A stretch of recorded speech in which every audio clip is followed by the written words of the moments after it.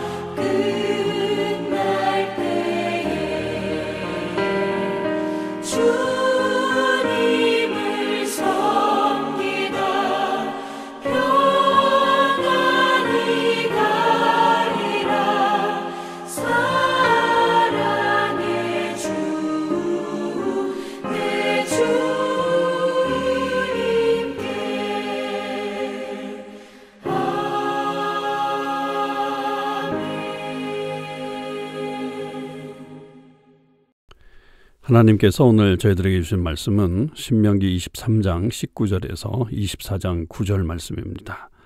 신명기 23장 19절에서 24장 9절 말씀을 읽겠습니다. 내가 형제에게 구워주거든 이자를 받지 말지니 곧 돈의 이자, 식물의 이자, 이자를 낼 만한 모든 것에 이자를 받지 말 것이라.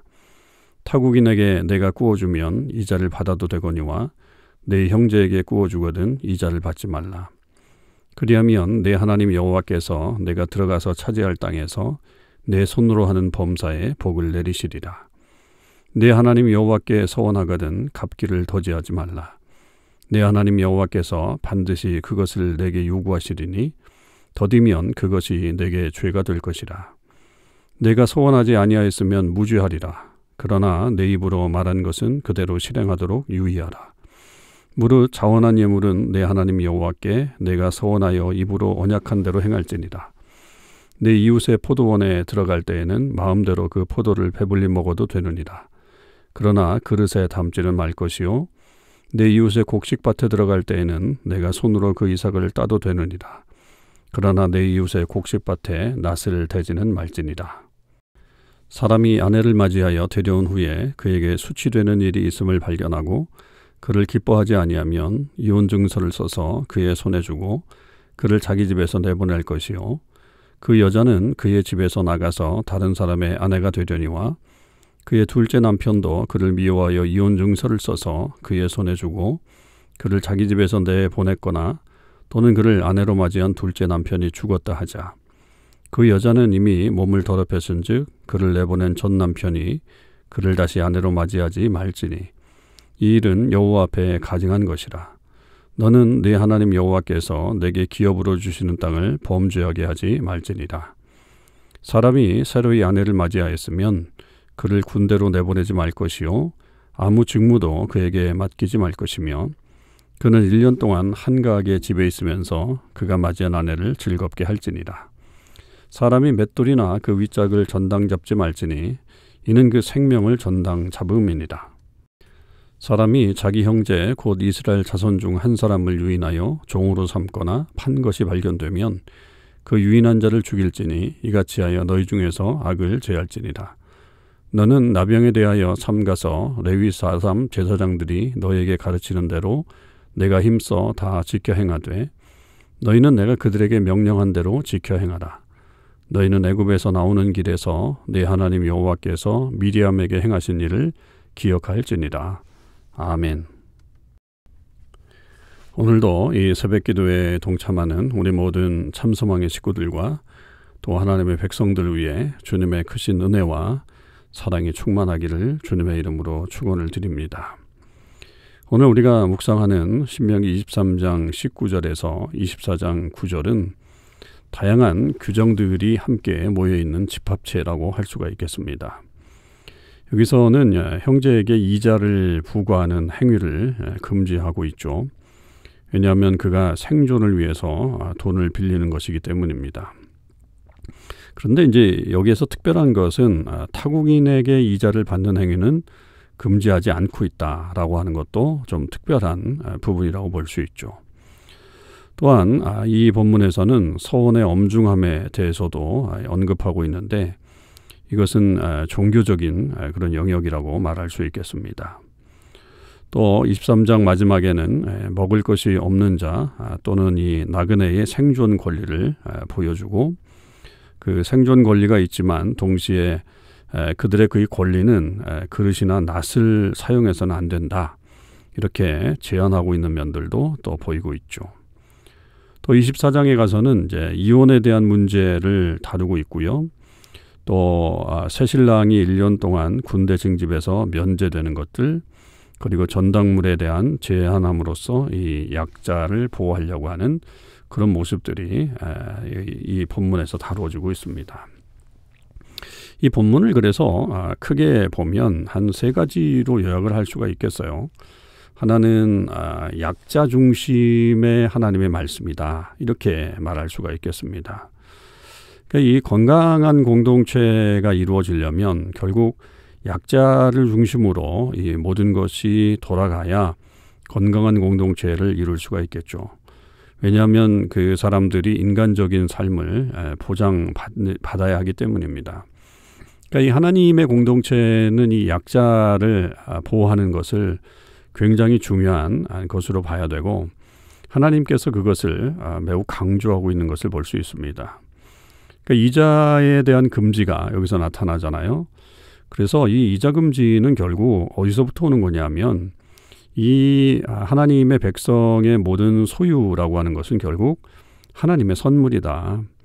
그러니까 그 하나님의 선물인 것을 마치 자기가 한 것처럼 자기 것인 것처럼 그렇게 해서 다른 사람들의 삶을 억압하고 또 그렇게 하면 안 된다라고 하는 것을 말하죠. 그러니까 400년 동안 애굽에서 객으로 생활했고 또 이렇게 40년 동안 지금 이 광야에서 나그네였던 그런 처지를 생각한다면 그 사람들의 관계가 상거래의 관계가 될 수가 없죠. 오히려 이것은 자비의 원리로 그렇게 형편이 어려운 사람들을 돌보는 것이 분명히 하나님 백성들에게 요구되는 것입니다. 그리고 또 추수를 할 때도 마찬가지잖아요. 추수를 할 때 일부를 추수를 다 하지 않고 그것을 남겨두어서 가난한 사람들에게 먹을 수 있도록 해주는 것들. 또 어떤 경우는 그 담보에 대한 것들도 말하고 있는 것들도 역시 인격을 존중하는 어떤 그런 모습이라고 볼 수 있죠. 그러니까 담보의 어떤 필수품인 그 맷돌이나 그 윗짝은 받지 말라. 그러니까 최소한의 생활은 해줄 수 있게끔 하면서 가야지 그 사람 전체의 삶을 빼앗아서는 안 된다라고 하는 것입니다. 그 담보 자체는 뭐 금지하는 건 아니잖아요. 그러나 그 자체는 긍정하지만 그러나 그 강자가 규칙을 정하는 어떤 비정한 돈의 세계 그런 것에 대해서 염두에 두고 하나님께서 이 법을 주셨다라고 볼 수가 있겠습니다. 두 번째는 가정 중심의 이 법이죠. 그러니까 남편과 아내의 어떤 이혼인데 특별히 뭐 남편이 이제 여인을 아내를 내쫓게 되는 어떤 그런 일을 말하고 있는데 그것도 이제 이 아내에게서 수치스러운 일 그것은 이제 뭐 성적인 일탈이라고 볼 수 있겠죠. 그렇게 될 경우에는 이혼을 할 수 있다. 그러나 그렇게 하더라도 이혼 증서를 써서 돌려보냄으로써 이 여인이 함부로 이혼당하지 않게 막아주고 그 이후의 삶을 보장해주는 그런 일들을 하게 되죠. 이게 이제 나중에 이 바리새인들이 예수님에 대해서 이혼에 대한 그 질문을 할 때 이 모세 법을 인용을 하잖아요. 그래서 자기 편리대로 하나님의 말씀을 이해하지 못하고 또 그렇게 자기 마음대로 해석해냈던 그런 모습을 우리는 지난 마가복음을 통해서 묵상을 했었습니다. 그럴 때도 예수님이 너희들이 하나님을 잘 모른다, 하나님의 법을 잘 모른다라고 하면서 결국 하나님의 원래법인 이 결혼법을 말씀해 주셨던 것을 더 강조했던 것 우리는 기억하고 있습니다. 이 여인의 어떤 삶에 있어서 이것도 되게 보호해 주는 측면이 있죠. 여인은 재혼할 수 있어요. 그리고 재혼한 후 다시 이혼하거나 그 남편이 죽으면 본래의 남편과 재결할 수 없다라고 하는 제한은 있지만 분명히 그 여인의 어떤 삶을 살 수 있게끔 해주는 거죠. 또 갓 결혼한 남자에게 1년 동안 전쟁에 참여하지 않게 하는 거. 그래서 그 부부의 어떤 생활을 보장해 주는 거.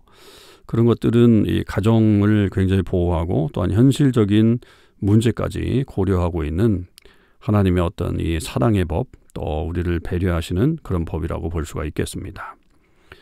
세 번째는 생명 중심의 이 법이 이 안에 들어가 있다. 이렇게 볼 수가 있겠습니다. 사람을 유인해서 종으로 삼거나 판 자는 사형에 처해야 되고요. 이것은 결국 하나님의 형상인 사람의 생명을 훔친다 이렇게 볼 수 있죠. 그래서 이것을 살인죄와 다름없다 이렇게 보게 되는 겁니다. 그리고 이 나병 환자에 대한 법도 역시 마찬가지죠. 역시 거룩하고 정결한 공동체를 유지하기 위해서 그들을 격리했던 것이고 그 제사장들의 엄격한 심사를 통해서 공동체 안으로 다시 들어올 수 있게 하는 것입니다. 만약에 이것을 어기면 미리암에게 내려졌던 그런 나병의 심판을 받게 될 것이다. 그렇게 아주 엄하게 경고하고 있습니다. 여기서의 이 나병은 사실은 이 거룩의 문제는 아니고요. 건강상의 문제에 더 가까웠다 이렇게 말할 수 있을 거예요. 그럼에도 불구하고 굉장히 철저하게 그 말씀을 우리에게 전달해주고 있는 그런 모습을 우리는 볼 수 있습니다.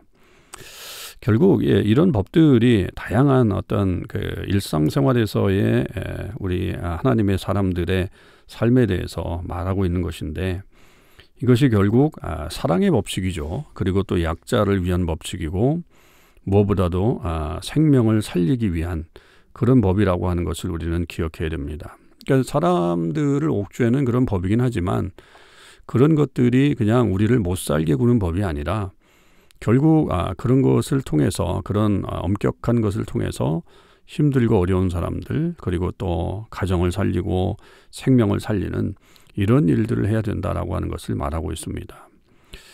우리가 살다 보면 여러 가지 엄격한 룰들이 있습니다. 근데 그 룰을 그 사람을 옥죄기 위해서 만든 룰이라고 한다면 그것은 별로 의미가 없습니다. 그건 뭐 그 사람을 굉장히 못 살게 구는 제한시키려고 하는 것밖에는 의미가 없는 거죠. 그러나 그것을 통해서 오히려 그 사람을 살리고 특별히 어려운 사람들을 살려낼 수 있다면 그건 온전한 법이고요. 그것이 바로 하나님께서 원하시는 그런 삶의 모습이라고 볼 수 있습니다. 그래서 우리의 생각도 늘 먼저 어려운 사람들을 생각해야 되고 생명을 살리는 것을 먼저 염두에 두어야 되고 또 가정을 온전히 세우는 것에 염두를 두어야지 그것 외에 다른 것에 더 먼저 관심을 두거나 그렇게 되면 결국 하나님의 이 사랑의 이 법을 어기는 안타까운 모습을 갖게 됩니다. 오늘 하루 저와 여러분의 삶 속에서 이 말씀에 기초해서 어려운 사람들 또 힘든 사람들 생명을 살리는 일들 이런 것에 적극적으로 동참해서 하나님의 은혜와 사랑에 충만한 삶을 살아가시기를 주님의 이름으로 축원을 드립니다. 기도하시겠습니다. 하나님 아버지 감사합니다. 오늘도 주님의 말씀을 통해서 하나님의 귀한 은혜를 경험케 하셨습니다. 하나님은 이 땅에 사람들에게 법을 주시면서 약자를 사랑하라고 또 생명을 살리라고 또 가정을 보호하라고 하는 그런 말씀들을 허락해 주셨습니다. 그것이 바로 하나님의 마음이었습니다. 그리고 하나님의 공동체를 온전히 세우고자 하시는 하나님의 그런 뜻이었습니다. 저희들도 이 땅에 살면서 그 마음을 품게 하여 주시고 낮은 자, 어려운 자, 힘든 사람들 그리고 또 생명을 살리는 일에 우리의 최선을 다하는 주의 사람들이 될 수 있도록 인도하여 주시옵소서. 우리가 어떤 일을 하든지 주의 사랑을 증거할 수 있는 사람들이 되게 하시고 우리의 사랑 가운데 많은 생명이 주께로 돌아오는 귀한 역할을 감당할 수 있게 주님 복내려 주시옵소서. 감사드립니다. 우리 주님 예수 그리스도의 이름으로 기도하옵나이다. 아멘. 성도 여러분, 오늘 하루도 주님의 은혜 안에서 승리의 삶을 사실 수 있기를 바랍니다.